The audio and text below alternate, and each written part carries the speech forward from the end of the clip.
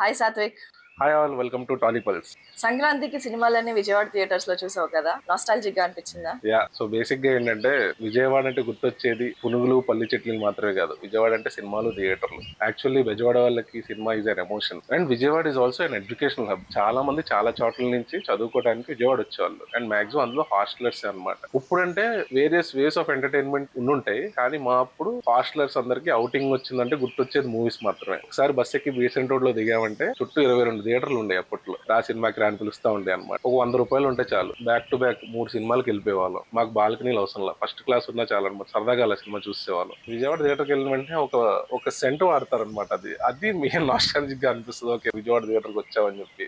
Nice. మరి ఈసారి ఏమేమి థియేటర్స్ లో మూవీస్ చూసావు? ఈసారి Alankar, Apsara, Vijayalakshmi, Kanuru and capital cinemas front set mall. ఎంతైనా మల్టీప్లెక్స్ లో సినిమాలు చూస్తున్నా కూడా ఆ సింగిల్ స్క్రీన్స్ లో వచ్చే అంత కిక్ ఉండదన్నమాట. యూఫోరియా, గోల అది వేరు.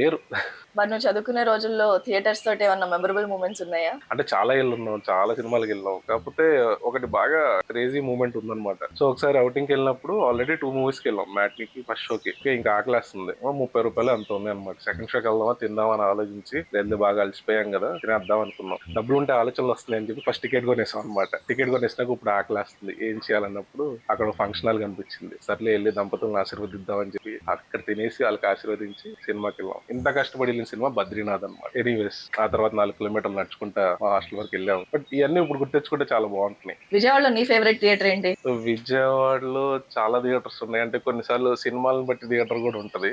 ఇంగ్లీష్ సినిమాలకి తెలుగులో డబ్బింగ్ చేసి 3D సినిమాలకి వీటన్నిటికీ నవరంగ్ థియేటర్ అనమాట. సో ఆ నవరంగ్ థియేటర్ దగ్గర ఉండేవాళ్ళం ఇలాంటి సినిమాలు ఏమైనా రిలీజ్ అయితే. ఇప్పుడంటే ఇంగ్లీష్ సినిమాలు ఇంగ్లీష్ లో చూస్తున్నాం, కానీ అప్పట్లో తెలుగులో చూసేవాళ్ళం.